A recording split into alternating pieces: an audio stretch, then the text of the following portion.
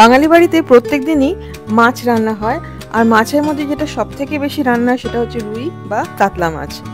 সবজি দিয়ে কাতলা মাছের ঝোল, কাতলা মাছের কালিয়া তো বাড়িতে হতোই, কিন্তু ওই রকম একঘেয়ে রান্না খেয়ে খেয়ে যখন আর ভালো লাগতো না তখন মা বানাতো এই রান্নাটাই, কারণ এই রান্নাটা আমাদের সকলেরই খুব প্রিয়। হ্যালো নমস্কার, ইটস বাই মধুলিকায় আপনাদের সকলকে স্বাগত। আজকে আমি বানাচ্ছি নোয়াখালীর বিখ্যাত নারকেলি কাতল। কাতলা মাছ আমি নিয়ে নিয়েছি 400 গ্রাম, এটা রুই মাছ দিয়েও বানাতে পারেন। মাছটাকে ম্যারিনেট করে নিচ্ছি নুন আর হলুদ দিয়ে। 1 চা চামচ হলুদ আর হাফ চা চামচ নুন দিয়ে ম্যারিনেট করে রেখে দেবো 15 মিনিট। আমি রান্নায় যেসব উপকরণ ইউজ করছি সমস্ত উপকরণের লিস্ট শেয়ার করা থাকবে রান্নার নিচে ডেসক্রিপশন বক্সে। 15 মিনিট বাদে মাছটাকে ভাজতে হবে। কড়াইতে দিয়ে দিলাম হাফ কাপ সর্ষের তেল। তেলটা খুব ভালো করে গরম হয়ে গেলে মাছগুলোকে এক এক করে ভেজে নেব। এই রান্নাটা কিন্তু কাঁচা মাছ দিয়েও খুব ভালো হয়। আমি যদিও আজকে ভেজে নিচ্ছি মানে জাস্ট সাঁতলে নিচ্ছি। মাছের এক একটা পিঠ 1 থেকে 2 মিনিটের বেশি রান্না করব না, জাস্ট সাঁতলে নেওয়া যাকে বলে। কড়া করে ভাজলে কিন্তু এই রান্নার টেস্টটা অত ভালো আসবে না। এরকম আরও কিছু ভালো ভালো মাছের রেসিপির লিঙ্ক শেয়ার করা থাকবে রান্নার নিচে ডেসক্রিপশন বক্সে। লিঙ্কে ক্লিক করলে রেসিপিগুলো দেখে যদি ভালো লাগে অবশ্যই ট্রাই করবেন। আর ট্রাই করে যদি পছন্দ হয় তাহলে শেয়ার করবেন অ্যাটলিস্ট 5 জনের সাথে যারা রান্না করতে ভালোবাসে। লাগছে একটা ছোট পেঁয়াজ, বড় পেঁয়াজ কিন্তু নয়, মাঝারি সাইজের পেঁয়াজ হলে অর্ধেকটা নেবেন। একদম মিহি করে কুচিয়ে নিতে হবে। ফোড়নের জন্য লাগছে 2টো থেতো করা এলাচ আর 3টে তেজপাতা আমি টুকরো করে কেটে নিচ্ছি। বাকি যে তেলটা আছে মাছ ভাজার পরে সেই তেলে ফোড়নটা দিয়ে দেব এবং ভেজে নেব খুব সুন্দর একটা গন্ধ বেরোনো অবধি। এই রান্নায় কিন্তু আর কিছু ফোড়ন হবে না, খালি তেজপাতা আর এলাচ, এই দুটোই খুব ইম্পর্টেন্ট। এবারে দিয়ে দেবো পেঁয়াজটা, কুচিয়ে কেটে রাখা পেঁয়াজটা, আর 1 থেকে 2টো কাঁচা লঙ্কাটা একটু চিড়ে দেবেন, নালে কিন্তু ভাজার সময় ফাটবে। ভালো করে ভেজে নিতে হবে পেঁয়াজটাকে যতক্ষণ না পেঁয়াজটা নরম হয়ে আসে।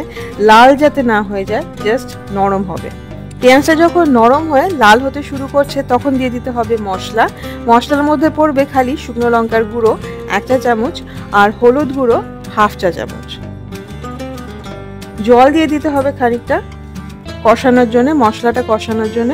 মশলাটা ভালো করে মিশিয়ে কষিয়ে নেব 1 থেকে 2 মিনিট মাঝারি আঁচে। এতে পেঁয়াজটাও অনেকটা নরম হয়ে আসবে আর মশলাটাও খানিকটা কষা হবে। খানিকটা মশলা কষা হয়ে গেলে দিয়ে দিতে হবে টমেটো। একটা মাঝারি সাইজের টমেটো টুকরো করে কেটে বা কুচিয়ে কেটে দিয়ে দেবো মশলাটার মধ্যে। টমেটোটা আগে দিলে কিন্তু পেঁয়াজটা নরম হতো না, মানে পেঁয়াজটা যতটা কষানো আমি চাইছিলাম সেটা কিন্তু হবে না।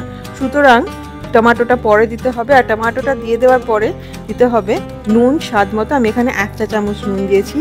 এইবারে মশলাটা কষাতে হবে যতক্ষণ না মশলাটা কষে গিয়ে তেল বেরিয়ে আসে। যতক্ষণ মশলাটা কষানো হচ্ছে আরেকটা পেস্ট আমি রেডি করে নেব। তার জন্যে কাজু বাদাম আর কাঁচা লঙ্কা, যে যেরকম ঝাল খান সেই রকম কাঁচা লঙ্কা গুঁড়িয়ে নেব প্রথমে। তারপরে দিয়ে দেবো তার মধ্যে 1 কাপ কুড়োনো নারকেলটা দিয়ে কাজু বাদাম আর কাঁচা লঙ্কার সাথে একদম মিহি করে বেটে নিতে হবে। ঠিক এইরকম বাটাটা যাতে একদম মসৃণ বাটা হয়, নালে কিন্তু রান্নার টেস্টটা ভালো আসবে না। মশলাটা একদম কষানো হয়ে গেছে, দেখুন তেলও বেরিয়ে গেছে। এবারে এর মধ্যে দিয়ে দেব নারকেল বাটা। মিক্সির জারটা ধুয়ে খানিকটা জলও দিয়ে দেব আর তারপরে আবার মশলাটা কষাতে হবে। এইবারে কিন্তু একদম কম আঁচে মশলাটা কষাতে হবে 3 থেকে 4 মিনিট ঢাকা দিয়ে।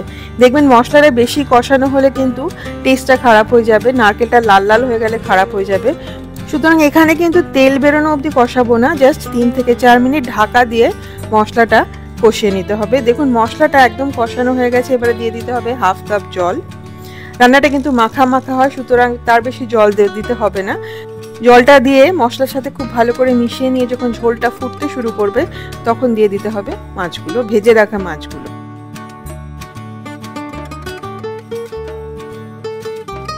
মাছগুলো ঝোলের মধ্যে অ্যারেঞ্জ করে দিতে হবে আর তারপরে তার উপর দিয়ে দিতে হবে ভেজে রাখা মাছের তেলটা, যেটা প্লেটের মধ্যে লেগে আছে।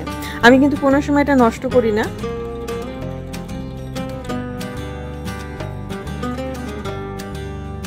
মাছগুলোকে একবার উল্টে দেব, দিয়ে ঢাকা দিয়ে রান্না করব 3 থেকে 4 মিনিট একদম কম আছে। 3 থেকে 4 মিনিট বাদে মাছ একদম সিদ্ধ হয়ে গেছে। এবারে দিয়ে দিতে হবে চিনি হাফ চা চামচ চিনি। হ্যাঁ, মাছের ঝোলে চিনি এটাতে পড়বে, কারণ এটা নারকেলি মাছ এবং এটা একটু মিষ্টি মিষ্টি হয়। চিনিটা দিয়ে ভালো করে মিশিয়ে নিতে হবে।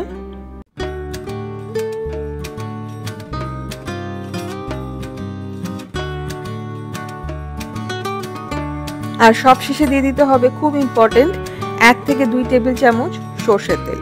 এটা কিন্তু খুব দরকার। গ্যাসটা বন্ধ করে দিতে হবে। দিয়ে দিতে হবে ধনেপাতা কুচি আর কাঁচা লঙ্কা। কাঁচা লঙ্কাটা যে যার পছন্দ মতো দিতে পারেন, 3টে থেকে 4টেও দিতে পারেন, আবার বেশিও দিতে পারেন। যারা ঝাল খেতে ভালোবাসেন তারা কাঁচা লঙ্কাটা কুচিয়ে দেবেন। আরেকবার ভালো করে মিশিয়ে নিয়ে ঢেকে রেখে দিতে হবে 10 থেকে 15 মিনিট। আর তারপর সার্ভ করুন গরম ভাতের সাথে। গরম ভাতের সাথে এটা খেতে অসাধারণ লাগে। একবার অবশ্যই ঠিক এইভাবে বানিয়ে ট্রাই করে দেখবেন। আমাকে কমেন্ট করে জানাবেন যে আপনাদের কেমন লাগলো। ইটস বাই মধুলিকা যারা সাবস্ক্রাইব করেননি অবশ্যই সাবস্ক্রাইব করবেন। সাবস্ক্রাইব করার সময় বেল আইকনটি প্রেস করলে আমি যখনই কোনো রেসিপি পোস্ট করব প্রথম নোটিফিকেশন আপনার কাছেই যাবে। ভালো থাকবেন, ভালো ভালো রান্না করবেন। দেখা হচ্ছে খুব শিগগিরই। Happy cooking. Thank you.